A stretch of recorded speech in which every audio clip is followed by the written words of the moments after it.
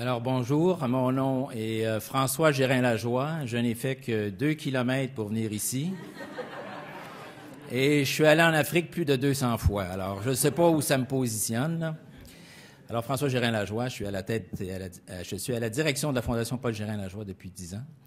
Et on a un beau projet à vous présenter suite à une expérience qu'on a démarrée il y a 5 ans entre une institution qui est bien connue ici au Québec qui s'appelle le CIFRIO et l'Université Laval, où on recrute nos chercheurs pour ce programme. Le projet a démarré il y a 4 ans sous un financement du Sommet de la francophonie qui avait lieu à Québec, une annonce qui avait été faite par Mme Gagnon-Tremblay, qui nous donnait, si vous voulez, l'aval pour aller plus loin avec des discussions au niveau de l'Organisation internationale de la francophonie pour faire vivre un projet d'accès aux nouvelles technologies pour la formation en classe. Donc, il s'agit d'un projet qui vise l'intégration des technologies de l'information et de la communication dans les classes d'Afrique de l'Ouest afin de soutenir le développement de compétences dorénavant attendues en éducation. Concrètement, ce qu'on a fait depuis 4 ans, c'est une mise en réseau d'écoles du Burkina Faso et du Québec qui a été effectuée selon le KF, Knowledge Forum, la coélaboration de connaissances. Ma collègue, Mme Thérèse Laferrière, va vous expliquer beaucoup plus en détail qu'est-ce qu'il y en est par la suite. Le projet, maintenant, n'est plus qu'au Burkina Faso. Il est déménagé aussi au Bénin. Et les références que l'on a avec l'OIF, c'est que la première partie du projet, qui était beaucoup sur toute la question de la dynamique des difficultés d'arriver en classe avec du matériel informatique, on l'a fait en collaboration avec les Maisons des Savoirs de l'Organisation internationale de la francophonie. Maintenant, le projet se dirige plus au niveau de la pédagogie et du programme des IFADEM. C'est un projet multilatéral, comme je vous disais tout à l'heure. Il faut être donc collé à une organisation internationale. Les objectifs. Conduire des actions porteuses de changement visant à augmenter la qualité de l'enseignement dans certains pays francophones de l'Afrique de l'Ouest par l'intégration des nouvelles technologies. Assurer une littératie numérique de base à tous les élèves des classes ciblées. Développer de nouvelles capacités avec l'usage des TIC chez les élèves des classes retenues pour leur pertinence stratégique dans le design d'environnement d'apprentissage à l'ère du numérique. La réalité des classes du Burkina Faso. Alors, vous en doutez bien, c'est des classes pléthoriques. C'est des classes où vous vous retrouvez avec souvent 75 à 125 élèves. Donc, l'apprentissage par la théorie des grands nombres existe dans ce projet-là. C'est évidemment un manque de ressources totales. C'est des pratiques de pédagogie magistrale, des horaires non flexibles et des programmes scolaires structurés et contenus fixes. Autant la Fondation, avec le CIFRIO et l'Université Laval, a pu réaliser des choses extraordinaires au niveau des 3 premiers points, autant c'est très complexe au niveau des horaires non flexibles et des programmes scolaires structurés et contenus fixes, parce que ce sont des décisions politiques.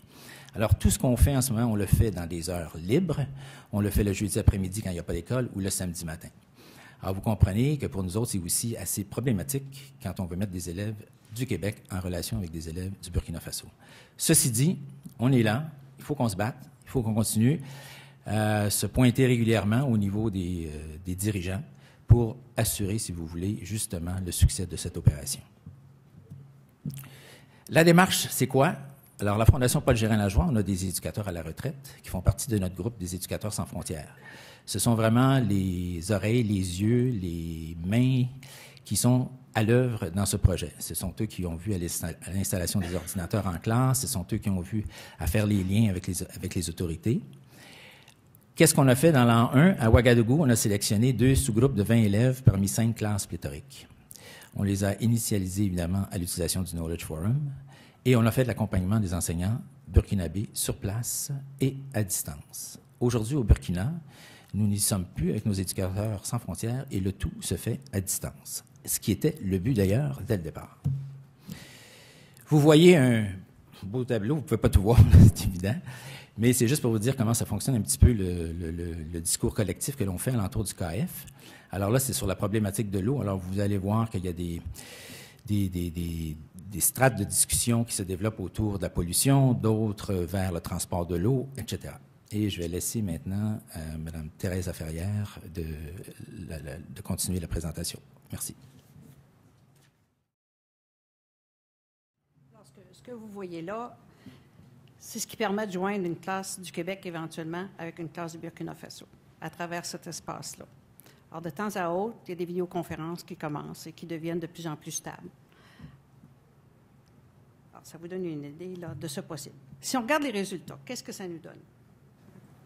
Si on va dans la classe de Jacqueline, une question, comment prendre en charge notre eau pour nous assurer du développement économique et social durable?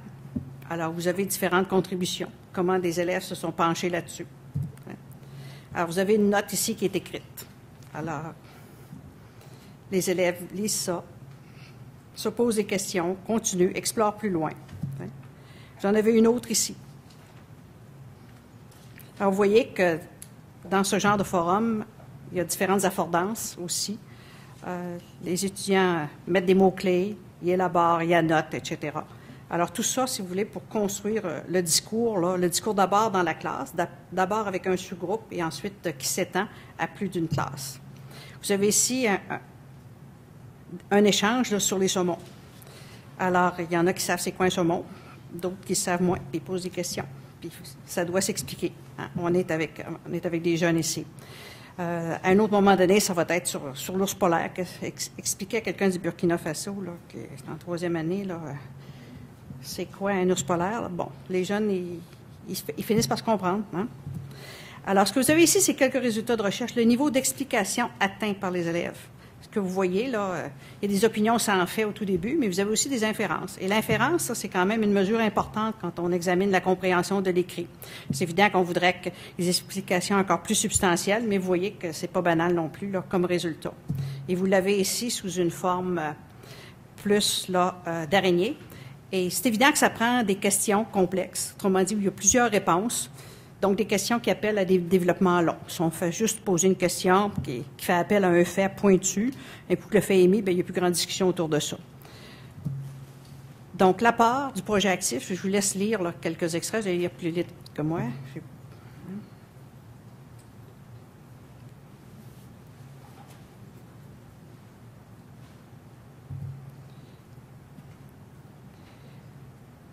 Alors, vous avez ici une distribution des apports tels que relevés par les acteurs locaux. Voyez-vous, il y a une place à l'alphabétisation numérique qui est en haut, le 9% qui est en gris.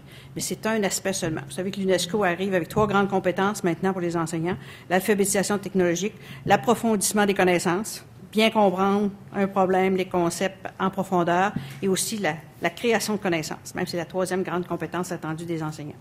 Alors, vous voyez ici déjà comment on arrive à pouvoir codifier. Et tout ça, ça se fait, vous imaginez, on est à l'Université Laval, dans une tour, on est capable de voir l'écriture entre des élèves dans une classe au Burkina Faso, comme dans une petite école éloignée en réseau au Québec. Là.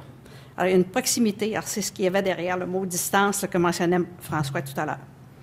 Donc, les élèves sont capables de contributions qui ont de la substance. Bon, définir un saumon, pour nous, ça a de la substance. Donc, ils ne sont pas juste en train de dire comment ça va, oui, fais-tu beau. Ils vont quand même pas mal plus loin que ça. Donc, ils sont capables d'en parler verbalement, sur place et en vidéoconférence. Il y aura une petite vidéo que je ne ferai pas rouler ici. Il y a des nouveaux rôles chez les enseignants qui sont promus ou en voie de développement. Alors, des rôles d'orientation, des rôles d'étayage, des rôles d'évaluation des démarches. Essentiellement, ce sont des échanges culturels par vidéoconférence et sur le KF qui continuent cette année.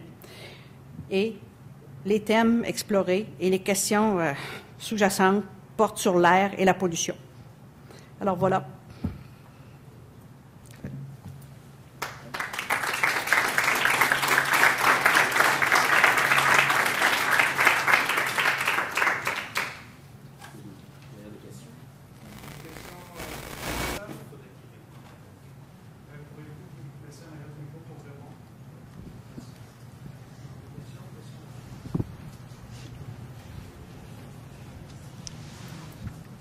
C'est vous? C'est bon. Oui, la question est fort simple. Quand vous parlez de nouveaux rôles, est-ce que vous avez déjà fait un discours exhaustif sur c'est quoi maintenant tous les rôles qui devraient incomber à un futur enseignant technologue? Un futur enseignant technologue, pour moi, ça n'existe pas. C'est un futur enseignant. Un enseignant. Il va utiliser les technologies dans sa carrière.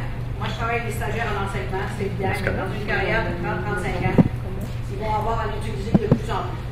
Qu'est-ce qui fait la différence entre l'enseignant actuel Et tantôt, on a parlé de concepteurs, réalisateurs, scénaristes, etc. Donc, quels sont les nouveaux rôles qu'un enseignant devrait acquérir pour pouvoir bien jouer ce rôle d'enseignant?